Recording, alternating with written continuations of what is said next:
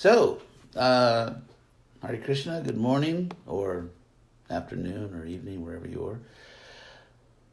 So, today is April 5th, 2020. I'm still in Coronado. And we're going to read the Bhagavatam. Thank you for watching. So today we're going to talk about, or read about, Narada Muni, his childhood. We're going to get some interesting information about Narada Muni, interesting information about his childhood, his mother, and actually we're going to engage in a bit of, or attempt a bit of historical inquiry, and we're going to try to understand exactly who Narada's mother was, which is something which is not often done, but we're not going to know everything about her, but we'll try to understand who Narada's mother was, or at least understand more about her than generally is understood. So, Bhagavatam, first canto, chapter 6, text 1. Om Namo Bhagavate Vasudevaya. Om Namo Bhagavate Vasudevaya. Om Namo Bhagavate Vasudevaya. So the first verse of chapter 6, first canto. Sutu Vacha Evang Nishamya Bhagavan Devarshir Janma Karma Cha Bhuyak Paprachatang Brahman Vyasa Satyavati Sutaha.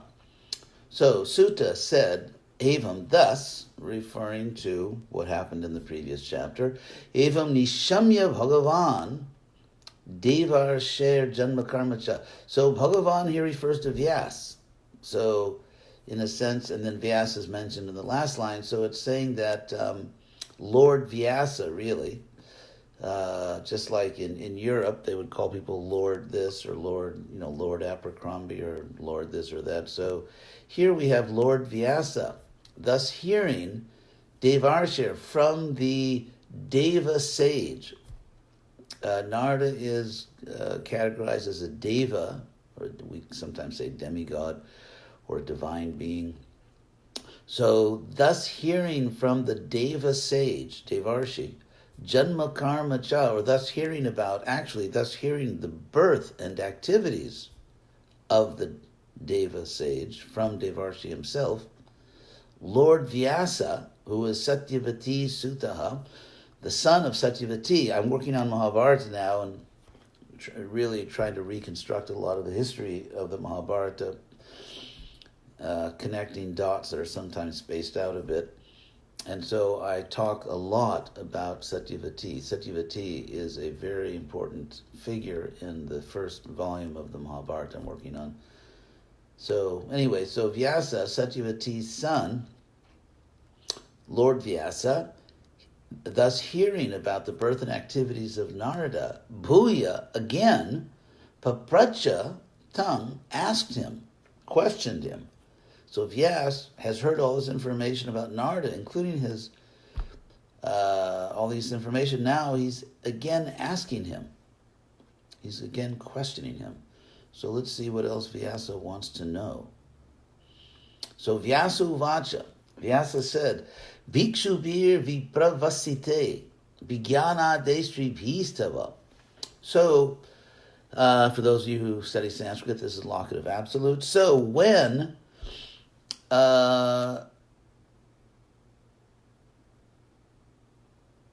the sages, the bhikshus, in other words, people that sort of beg for a living, but here it refers not to beggars, of course, but great sages who have no material property and just travel around, depend on the reciprocation of pious people. So bhikshu bir vipravasite. Vipravasite means had departed, had set out.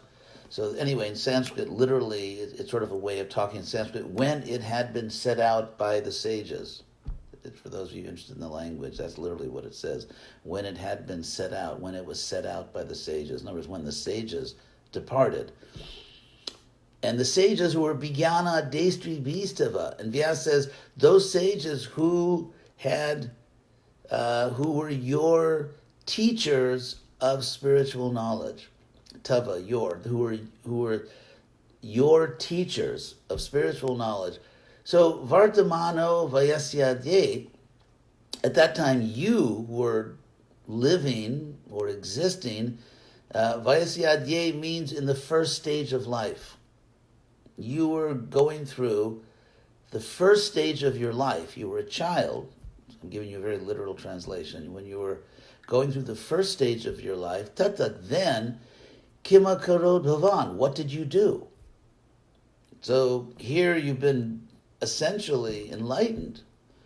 Remember, Narada has not yet seen Krishna. That will come later. But he's been very well taught. He's gotten a very powerful spiritual education. He himself was already an extraordinary 5-year-old boy who was completely self-controlled, serious, devoted to the sages and to this knowledge. Extraordinary, precocious 5-year-old. The sages enlightened him, and they left. They're gone. The sages are gone, and you are still in the first stage of your life. So what did you do at that point as a 5-year-old boy? He says, Swayambhuva. This is Vyasa addressing Narada, who is born from Brahma. Brahma is called Swayambhu, which means personally existing, because Brahma doesn't really have parents. He's just born out, except Vishnu. He's born out of the lotus flower that comes from the navel of Garbhodakashai Vishnu. So because he's born from Swayambhu, the self-existing Brahma, therefore Narada is called Swayambhuva, born from Swayambhu. So kaya britya, by what means, by what occupation, by what activities, vartitang te, did you live? Parang vayaha, in the later stage of your life.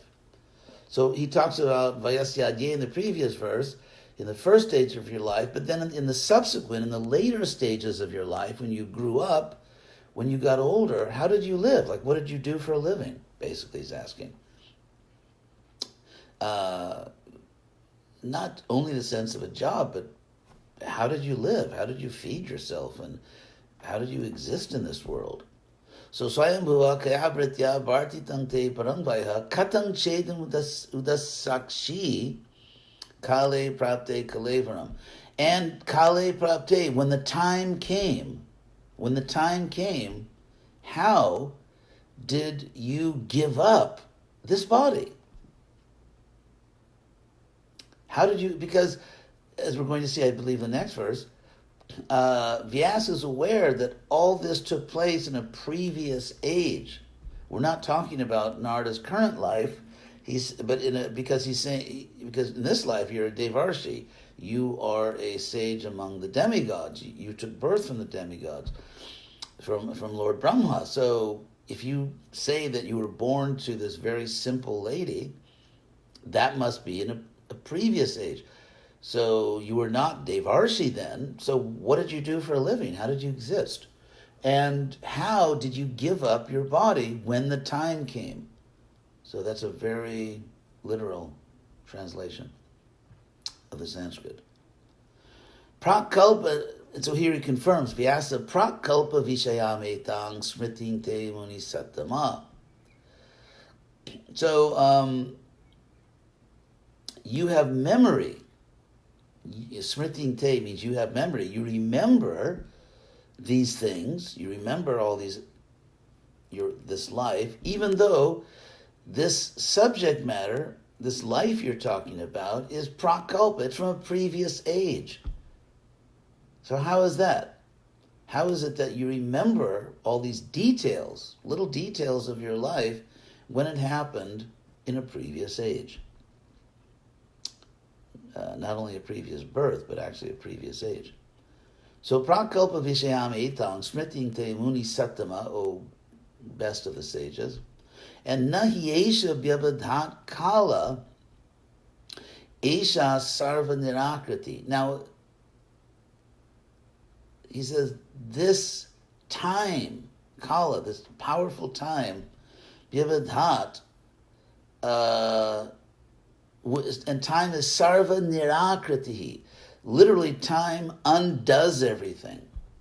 because akriti can mean a form or a shape, the form of something, and nirakriti literally means to kind of take something apart, to undo something. So here time is called sarva nirakriti. It just literally takes everything apart. It undoes everything material. So this time, which is, and it's interesting, he repeats the word Aisha. So in Sanskrit it kind of says like, indeed, this time that undoes everything, it did not remove, it did not erase your memory. Time undoes everything, but it didn't erase your memory of things that happened in a previous age. So Vyasa is impressed by this, obviously. I mean, it is impressive. Narada is not an ordinary person. So, Narada is going to answer. And what's very interesting about this answer, and you find this sometimes in the Bhagavatam, is that someone will ask a question, and then the person answering will repeat all the words of the question, just literally repeat the question, which shows they were really paying attention, except instead of saying, Vyasa said, for example, Vyasa, Bibichubir vipravasite vigana desrivi tava. When the sages who had taught you departed, and so Narada says, when the sages who taught me had departed. He repeats exactly the language. And then Vartamano Vayasyade, again, quoting from Vyasa's question. He's very, word for word, he's repeating Vyasa's question, simply changing from your to my. Vartamano Vayasyade, because I was existing. I was living in a previous, actually Vayasyade in the first stage of my life. Tata etad akarasham. And so Vyasa said, then tata etad akarasham, what did you do? Then what did you do? And Narada says, then this is what I did. So he's repeating exactly Vyasa's question. It's very interesting, just changing from you to me. So Naruvacha Bhikshubir Vipravasite Vigyana Desri Bhirmama Vartamano Vayasyadye Tata Etarakarasham. So when you go into the Sanskrit in this way, you really get an idea of the personality and the culture of these people. So Narada is going to explain what he did when the sages left. He says, Ekatmaja me janani. So, me janani, my mother, and janani literally means the one who gave birth to me, janani. And if you're talking about a father that gives birth, of course, is Janaka, which is also the name of the famous king. So, Janaka, janani, father and mother, literally means, the man or the woman who gave birth to you. So, my mother was ekatmaja. She only had one child. My mother, I was her only child. And now he describes his mother in a very interesting way. He says, Yoshin, she was a woman, Mudha, who was a Mudha. Now, the word Mudha, here's the feminine Mudha, can mean simple, and Prabhupada translates it simple. Simple is kind of the nicest way to translate this word. The other meanings in the dictionary of Mudha, in the feminine, are like foolish or ignorant and so on.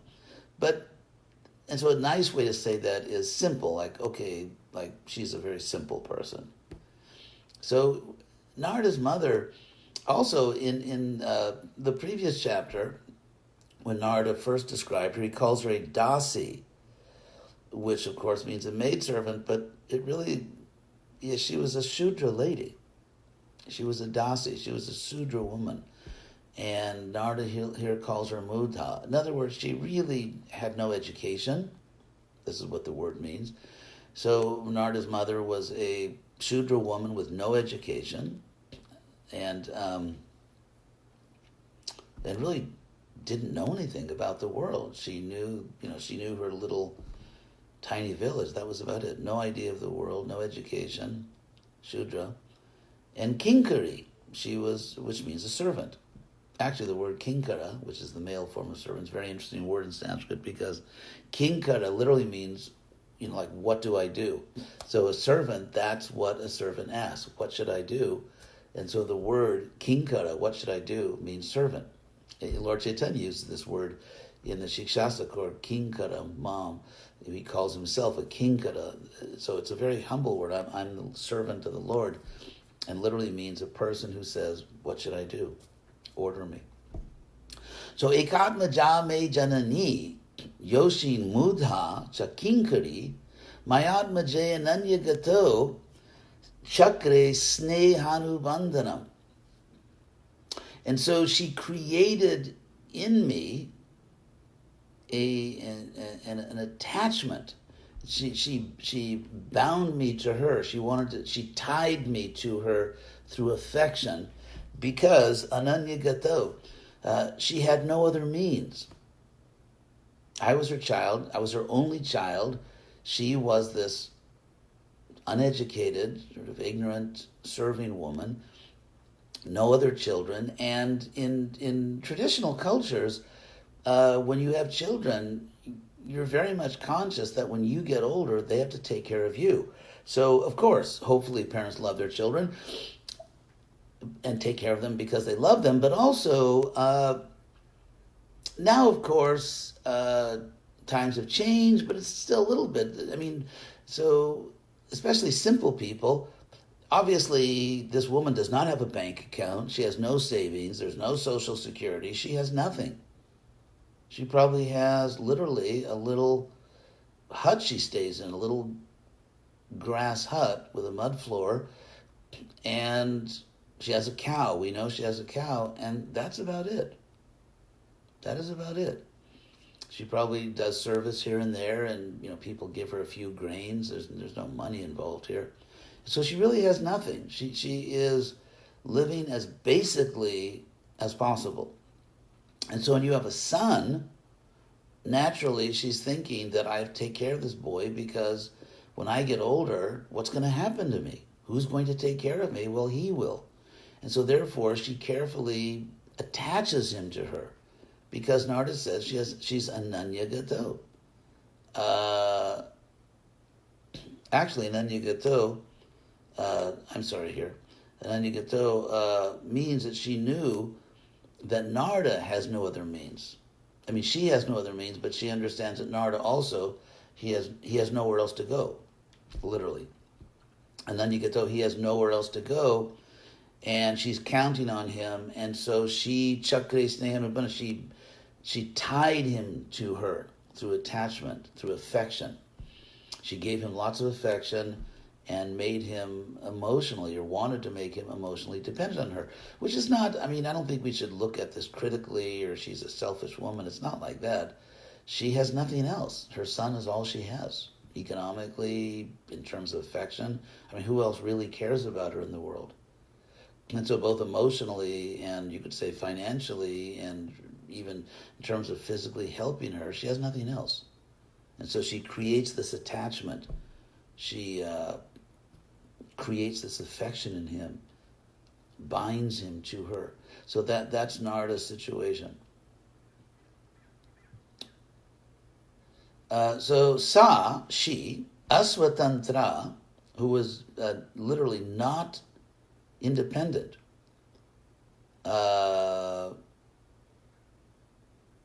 she was swatantra. Tantra means sort of like means, like how you do something here. And swatantra means self-sufficient. That's how you say self-sufficient in Sanskrit. Swatantra, you have your own means. And swatantra means not self-sufficient. And so she was not self-sufficient. Nakalpa asid. She was not able. She was not able to get things or do things. Nakalpa asid. Yogachemam mama ichati. So she was not able to even supply me what I needed. So mama, of me, ichati, but she wanted to. So she's a good mother. She's a very simple woman, but she's a good mother. She desires to provide everything her child needs. She just has no way to get it, and she's not self-sufficient, and that's her situation. So it's sort of a, it's not an uncommon situation, unfortunately, in this world. So Ishasya hi bashe loko. The Narada now he's going philosophical. He says, well, this world is under the Lord's control. Ishasya, literally. Indeed, this world is under the Lord's control. Ishasya hi bashe loko. Josha daru mayi jata. Just like a wooden doll. Just like a wooden doll. So that's very interesting because the word yosha, of course, it is a feminine word. Daru means wood. Daru mai. Mai means made of. So like a doll, a wooden doll literally made of wood. But what's interesting here is that the word yosha, a doll, of course, also can mean a woman. And Narada has already called his mother Yoshit, which is from the same root. So Yosha, Yoshit, they're from the same root. And so he's called his mother Yoshit, a woman, and then he compares the whole world. He's saying that the whole world is like my mother.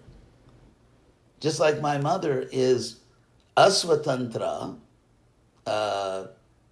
not self-sufficient, literally, not self-sufficient, unable, even though desiring, just unable to get things done, able to do things, unable to provide even the basics. And then Narada says, but my mother is really like a symbol of the world. I mean, this is a real history. This is really Narada's mother. It's not an allegory, a symbolic story, but real things in the world can symbolize other real things.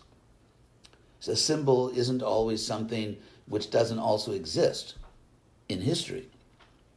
So Narada's describing this in a way, and of course you have to pay attention to the Sanskrit. So this world, the whole world, is really like my mother, not self-sufficient, unable to get things, because it's all under the Lord's control. Only Krishna can give us these things. So it's a very powerful verse, actually, comparing his helpless mother to the helpless condition of everyone in this world, because everyone is just under Krishna's control. So then Narada says, Ahangcha tad Brahma Kule ushivangs tadupekshaya. So Narada says, and I, Ushivangs, lived in that Brahma Kula, which is very interesting. Narada says he was living in a Brahma Kula, which you can take to mean a Guru Kula. Kula means family or community, so Guru Kula means the Guru's community or the Guru's family. Because if you read the Vedic literature, you find that young children would actually live in the Guru's family. The Gurus were mostly householders, and you would actually go and live in the teacher's family. Even in Europe, for example, Jane Austen's father the author Jane Austen, her father was a minister in the Church of England, but also a teacher to make extra money, and he took on young boys, and they lived in his house, and he would teach them. So this was the case in Europe. It was also in India. Of course, in India, the weather is much milder, is much warmer, so you don't need a big house and everyone lives inside, because it rains all the time outside and it's so cold. So you could have just a typical, even today you see in Mayapur, or used to see, now it's all getting built up, these little villages where there's just a perimeter and it's earth, just the ground. Of course, there's no pavement, but it's very smooth and it's very clean. And there's these little huts, little straw huts, maybe with banana leaf roofs. And there's and it's a little community. And so that was like a Guru Kula. It was a little community, literally a little family, where you lived in the Guru's little, not necessarily his hut, his cottage, but in his little community. So, and Narada lived in a place like that. And of course his mother was just a serving lady. His mother obviously was not a student. And in such communities, a woman who had no other way to survive would live there and get a little charity. They'd give her a little food or, whatever she needed. and she would serve. She would clean. She would perhaps help. Well, not cook, because the Brahmins like to cook for themselves. But she would just do things that needed done. Maybe carry messages, clean, all the things that need to be done. Maybe help to re-thatch a roof or repair something. And so Narada's living there in this. So in a sense, that explains why the sages that taught him stopped in that place, because it was a good place for Brahmins. It was a Brahma Kula. It was a Brahmin community, or a school, as Prabhupada says, a Brahmin school. And although it's interesting, because Narada is living in this Brahma Kula, but he didn't learn from the Brahmins there, which is interesting. He learned about Krishna from the visitors, these sages who were traveling through and had to stop for the rainy season. Those are the ones that taught him about Krishna. He doesn't mention that he had learned anything where he actually lives. That itself is very interesting. And so, anyway, Narada's talking about his situation there, and he says, Dig desha kala vyutpanno. I had no experience of dig, desha, and kala, of the different directions. In other words, I had no idea what's north, what's south, or what is north. Okay, that's north, and if you go in that direction for a half hour, you come to another village. He had no idea. Desha, he didn't know what country he was in, because he was in a country. There were kingdoms back then. And so he had no idea what country he was in. He had no idea what you come to if you go this way or that way, north, south. He didn't know the directions. Time, he didn't know what time it was. Like, okay, you're living in a certain age right now. You are historically situated, and there's previous history, or what yuga it is. No clue.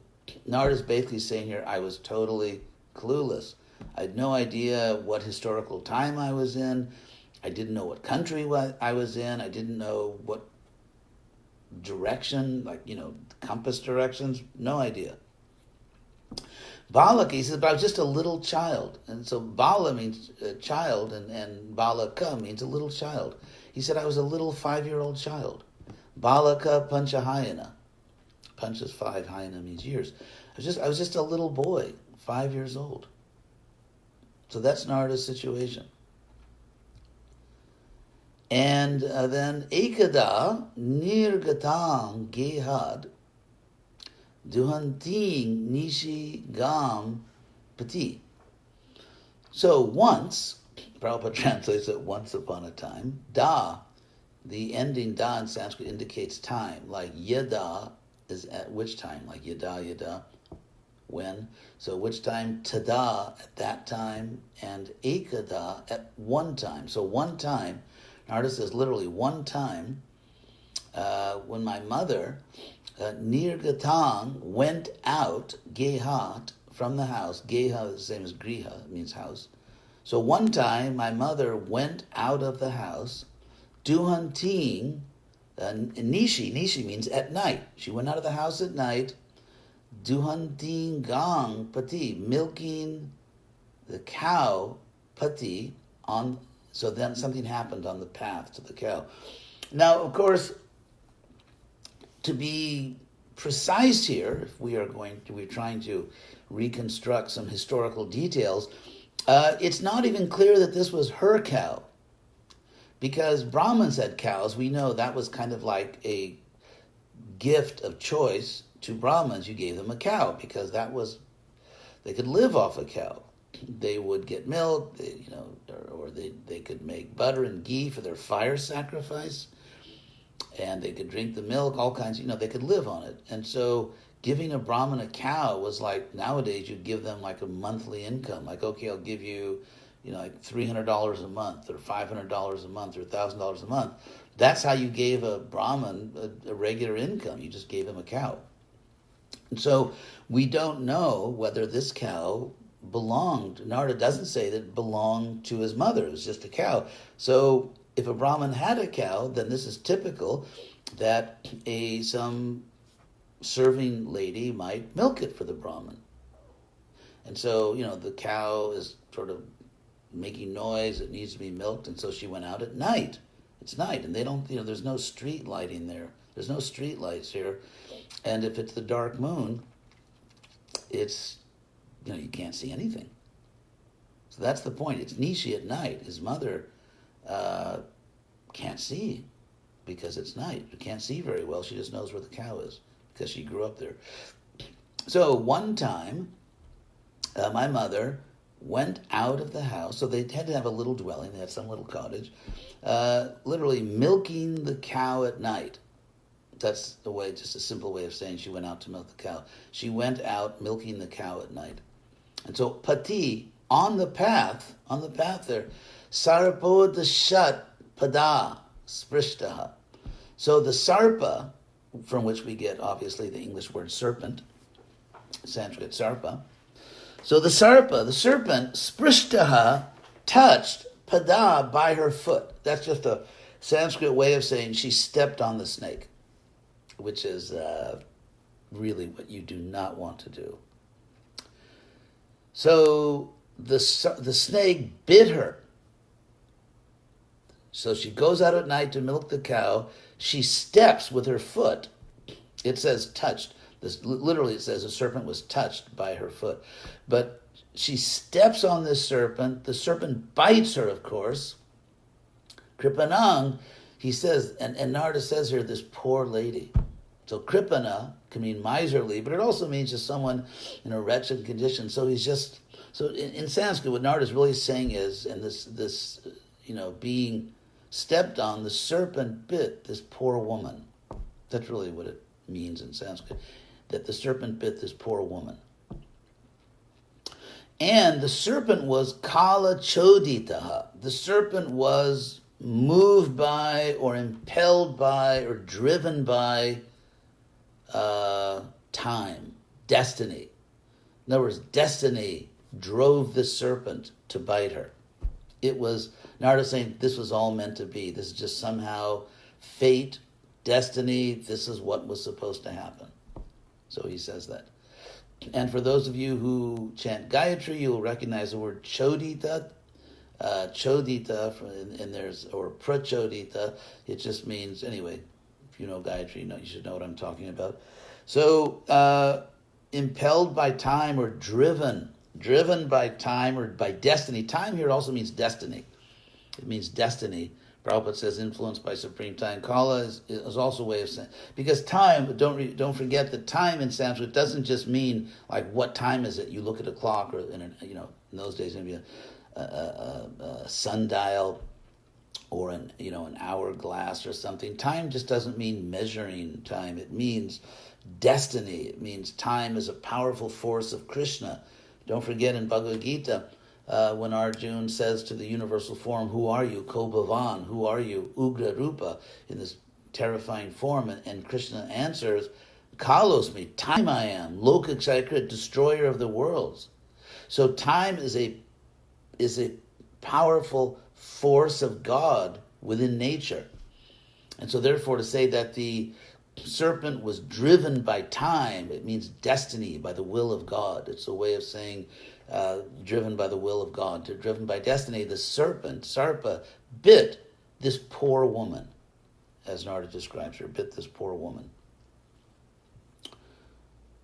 And also saying Kala Chodita means that she dies, because Kala means time got her. It's also in Sanskrit a way of, sort of poetic way of saying that someone died is, for example, they'll say that tung kalo tiagat, that time overcame someone. So to say that time overcame someone means they died. And so to say that the serpent was driven by time also means that she died. Her time, or as we would say in English, her time had come. Right? If you say her time had come, what does that mean? Literally, it doesn't mean she died, but that's what it means. Her time had come. So that's the same thing here in Sanskrit. So, and then Narada tells what he did. So he does mean that she died. He doesn't say her time, he doesn't say, the serpent driven by time bit her and she died, because that language he used means that she died. So Narada assumes you understand that she died, and now he's going to go on and say, what did I do next? So he says, Tada, then tad aham ishasya bhaktanam sham abhipsataha.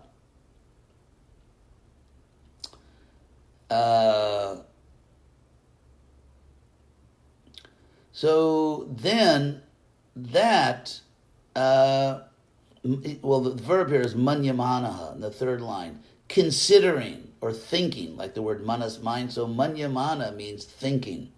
Thus thinking or thus considering or thus concluding that this event, the death of my mother when I was 5 years old, thus considering or deciding or concluding, that's what it means, that was the mercy of the Lord.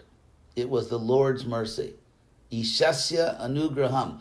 And the word anugraham, which means mercy, it's a very common word in Sanskrit, and anugrahita means someone who has been blessed or given mercy. Anugraha literally means one who has been taken along. Graha in Sanskrit is similar. We have English from that. It means grasp or grab or take. Graha. It's just like grahas are planets that kind of take you under their power. So graha means grasp or take, and anu means along. So the Lord took me along. In other words, He brought me to a place that was good for me, and therefore the word anugraha means mercy. So deciding or considering, thinking that this is the Lord's mercy, because after all, the Lord is bhaktanam sham abhipsataha, the Lord who strongly wishes, who strongly wishes the good for His devotees. So Narada is indicating here that he's a devotee now. He heard from these great sages. He joined the Hare Krishna movement in a sense when these sages were there. He was a 5-year-old boy. He had nowhere to go. He couldn't leave at that time. There was no Hare Krishna temple to join. But and it's very interesting. He lived, he says, in a Brahma Kula, in a Brahmin community, but he doesn't say that after those sages left, I just started going to the spiritual programs with the local Brahmins. Because if that Brahma Kula, if that Guru Kula or Brahma Kula, if it had been a Vaishnava place, he would have said, when the sages left, it's obvious what I did. I just started going to the programs, or I started chanting with the devotees there, the Brahmin devotees. But no, he doesn't say that. In fact, to find God, as we're going to see, he has to leave that place. So he's in a Brahmin community, but again, this is the way you reconstruct history. He's in a Brahmin community, but there's no indication it was a Vaishnava community. And so Narada says that the Lord strongly wishes, abhipsataha, the good for his devotees, and therefore, because of that, I was thinking. He doesn't say, I thought. All these details I find very interesting. He doesn't say, I thought that. He said, I was thinking that. And so the very fact that Narada uses the present participle here, I was thinking, means that he's thinking about it. It's not that just a thought came to him. Okay, this happened, and I thought, that's probably Krishna's mercy. No, he's thinking about it. This is a process. He's thinking about it. He's thinking that this is the Lord's mercy because the Lord strongly desires the good for his devotees. So he's thinking about it. His mother died. He's a 5-year-old boy, and suddenly, I don't know if he heard a scream. I mean, you have to put yourself back there. Did his mother scream when she was bitten by the snake? I mean, that's, she might have cried out, and then he runs out and he sees his mother just dying there. Did he actually watch his mother die? So or perhaps he just slept through it. Perhaps his mother, was shocked, because you can go into shock, and maybe she just fell over. And then, but imagine, he gets up in the morning perhaps, and where's mom? His mother is not in the cottage. Where's mom? Well, maybe she got up earlier than I did. He goes out, and there she is lying dead. And so, this is serious. This is serious here. And so how does he react? He's 5 years old. He's such an advanced devotee. He knows that, Krishna always does what's best for his devotees. he's basing his reasoning on that fact. So do we do that? His first point is Krishna always wants what's best for his devotees. So he's going to reason from that understanding. And therefore, this must be the Lord's mercy on me. Because everything Krishna does is for our good. So this must be his mercy. And again, I mean, I take this as very interesting. The verb is not I thought, but manyamana. He's thinking about it. He's going through a process. Well, and I don't know how long it took him, but, it's shocking. He has to think about it. He has to really process it, as we say. And then he concludes, this is Krishna's mercy, because everything Krishna does in his devotee's life is always for their good. And so what does he do? I've got to get out of here, because it's very interesting. He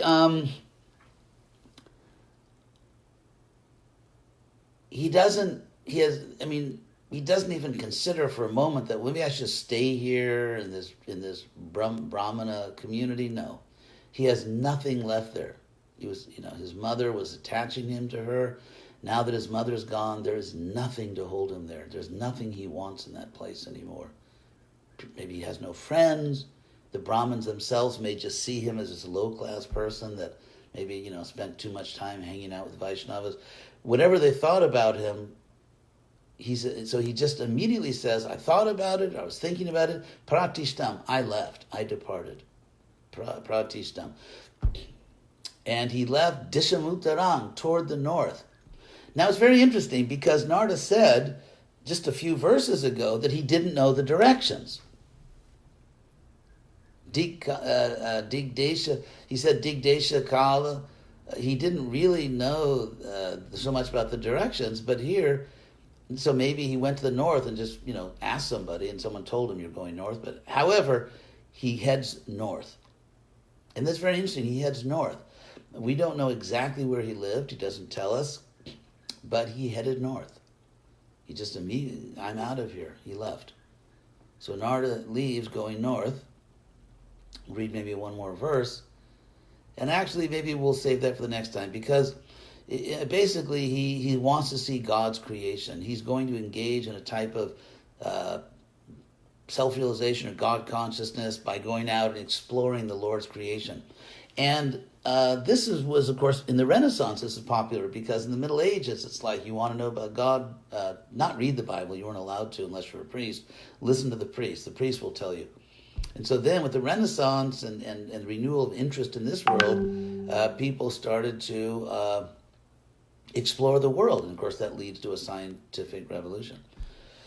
So Narada wants to see the world. He wants to understand the Creator by seeing the creation. And so we're going to talk about that next Sunday. Now let's see what questions there are. There's some Facebook questions here. How can we distinguish between Krishna's guidance and our mind speaking? Well, the Bhagavatam says that in this age, Lord Chaitanya's movement is yajanti hi sumedasa. You have to be intelligent. And you need a specific kind of intelligence, which is self-knowledge. If we are too wrapped up in our own fantasies, or if we are in illusion about ourselves because of either pride or low self-esteem, some people are too proud and so they can't see themselves clearly. Some people have low self-esteem and cannot see themselves clearly. So if you have too much pride or too little self-confidence, then, or if one is too lusty. Sometimes, for example, we see the sahaja tendency we see in many bogus gurus, and unfortunately sometimes devotees who fall down, that one can have such strong material desires that, let's say, for example, here's an example that took place last few years. There was a guru, not in ISKCON, very strong material desires, lust, and convinced himself, apparently, and young female victims, that his sexual abuse of them was somehow Krishna conscious, that, somehow Krishna has arranged this.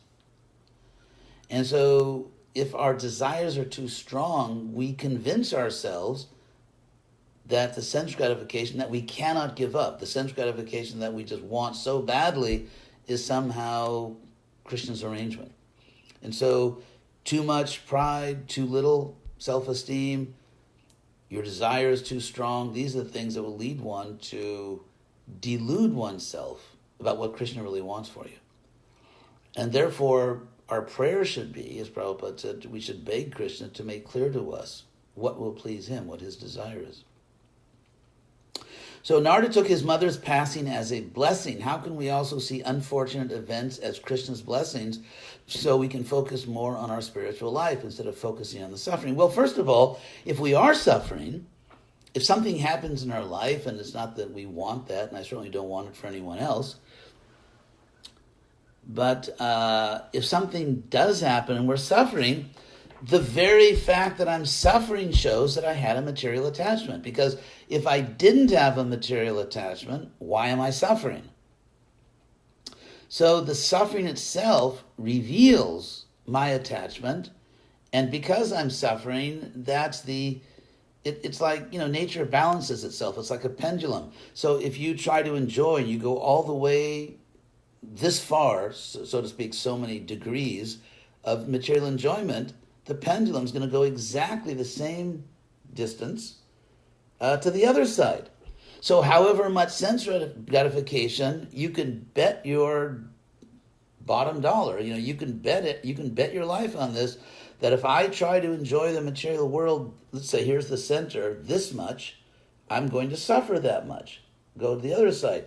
The middle point, the point of equilibrium, the point of rest here, is exactly what Krishna calls being equipoised. Equipoised means you're not swinging to the sense gratification side, you're not swinging back to the suffering side, you are materially in balance, equipoised, at rest, which is also what Krishna calls in the Gita. We talked about that last night in the Spanish class, yukta, yuktahara, being moderate in your eating and sleeping. So it means that you don't go to an extreme, eat too much or too little, sleep too much or sleep too little, because the extremes are unstable. If you are in an extreme position, it must swing back, again, past the center, wave to the center as you fly past it, because you're going to the other extreme. You keep swinging back and forth. And so Krishna in the Gita, when he keeps talking about be equal, be steady, that's what he's talking about. In terms of how we deal with our material propensities, be equipoised, steady, stable, in the center. And so therefore, if I'm suffering, it means I went too far to one side, my attachment. And so the suffering is a way, it's the pendulum trying to find balance again. Because when this pendulum is swinging back and forth, it's really kind of looking for the center, a position of rest. So when we suffer, it's a reaction to our attempt to enjoy through bodily attachment. So I was thinking the analogy between Narada's and Dhruva's history. Yeah, they're both 5-year-old self-realized souls. In some way, Dhruva's mother was so much fortunate.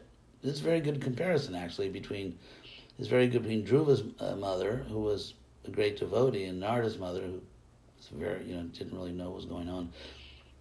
So Dhruva's mother was so fortunate she was able to directly see her son's great spiritual success and could have a direct benefit from it. That's because she's the one who, in a sense, set her on her way. She was his first guru. But Narada's mother died alone and in a painful way. Some comment. Well, first of all, as far as dying alone, she didn't spend a lot of time alone. I mean, the snake bit her and she died.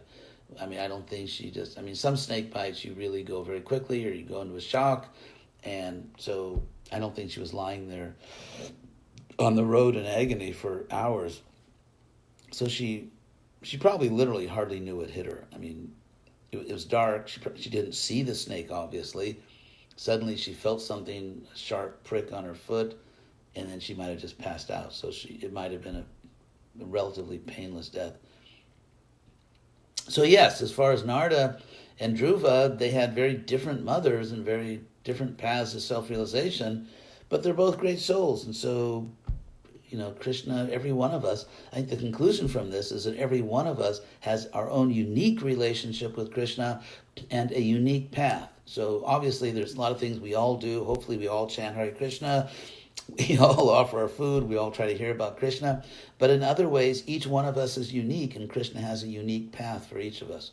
So therefore, a real secret of Bhakti Yoga is surrender to the path that Krishna has for you. Don't fight with Krishna, as Jambavan did in the 10th canto. How much can we interfere with Krishna's plans? Krishna, well, most of the time he won't force you. We have to accept Krishna's plans. If you, in your life at some time, cried out to Krishna or prayed to Krishna, please save me, please protect me, please take care of me, then even if later you or I, or we have kind of a crazy moment, Krishna may argue that, well, when this person was lucid, when this person was in their good consciousness, this is what they said they wanted. It's like, for example, let's say you sign one of those legal documents that if I'm ever, let's say, medically unable to think properly, and maybe someone's in a coma or someone's crazy because of a disease, this is what I want to be done medically. And so legally, if, let's say, a person does fall into that situation where they are crazy or unconscious or something or just whatever, then the law dictates that the document you signed, the will you legally expressed, when you were in your right consciousness, that is what is, that will be done. Not what you're saying when you're crazy with a fever or you're in a coma. You don't say anything. So, in the same way, if when you are lucid, if when you are in your proper consciousness, you tell Krishna, this is what I really want for my life, I really want you to protect me, then if later you are temporarily crazy, for whatever reason, like, lust, greed, pride, crazy, Krishna is going to go ahead and do what you asked him to do when you were sane, when you were in your proper consciousness. So that's the analogy. So it's really, Krishna's plan is really a reciprocation with us. Krishna does not completely ignore who you are, what you want, and just force upon you some plan he has. Krishna's plan is a reciprocation with you. And so, let's give Krishna a break here. So when a guru leaves the body, it must be very painful for disciples. Yes, it is, but I know in my own life, I hope I'm not, feelingless, but in my own life, Prabhupada always emphasized to me service and separation. Of course, when I was with Prabhupada, he was very kind and fascinating, but he always emphasized to me, do not simply see the guru in an external way. And so, in a sense, Prabhupada prepared me for years. He prepared me for his departure. So, of course, one engages in spiritual lamentation, not material lamentation. But I strongly felt that Prabhupada had not left. And that I knew when Prabhupada left that my life, and well, maybe externally it was going to change, but in terms of the purpose of my life, in terms of what I'm going to do with my life, that hasn't changed. I'm going to be with Prabhupada, and I'm going to try to serve him and serve his mission. So I had this strong sense that I'm going to just continue serving Prabhupada. So how can a disciple overcome that pain? You overcome that pain by associating with your guru. Because the pain comes from not being with your guru. But if you dedicate your life to the guru's mission, then you are with the guru. And even keep the connection. There's one way to keep the connection with the guru after his departure. You've got to do what the guru wants, which is to serve the mission. Try to be a good devotee. So Prabhupada, of course, he loved his guru as only a pure devotee can love his guru. And yet, and Prabhupada didn't talk very much. I mean, he wrote a poem that when you left, I gave out a cry. But if you think of Prabhupada, when he talked about his guru, he never really talked about his pain or how much he suffered when his guru left. Because he was with his guru. Prabhupada once wrote a letter, which I read myself, saying that you're not really seeing the form of the guru. He said, we see the external form, but the guru is actually a spiritual person. And Prabhupada even said, it's like when the wind blows, you see the clouds moving across the moon, but it's an optical illusion. It looks like the moon is moving through the clouds. And so he said, in that way, you're not seeing the real movements of the guru. So the best way to overcome the pain of losing, let's say, the external form of the guru is don't lose the guru. Don't be separated from the guru. Keep yourself very strongly connected to the guru by doing the right thing, by serving. Because that's where the guru is. The guru is, this little device fell over. The guru is located at the lotus feet of Krishna. That's why, for example, Prabhupada is called Prabhupada. That's where Prabhupada is. He's at the feet of Krishna. And hopefully his faithful followers are at his feet. They're thereby at the feet of Krishna. Things equal to the same thing or equal to each other. Aristotle. So, and so therefore it's all about service. Okay, I actually have to do another service right now, and this has been a long class, but I enjoyed it. I hope you enjoyed it. Thank you all very much. And so I hope I'll see you next Sunday, and thank you very much for listening. It's I hope you're encouraged by the class, and I'm certainly encouraged because you listened to it. So, Hare Krishna.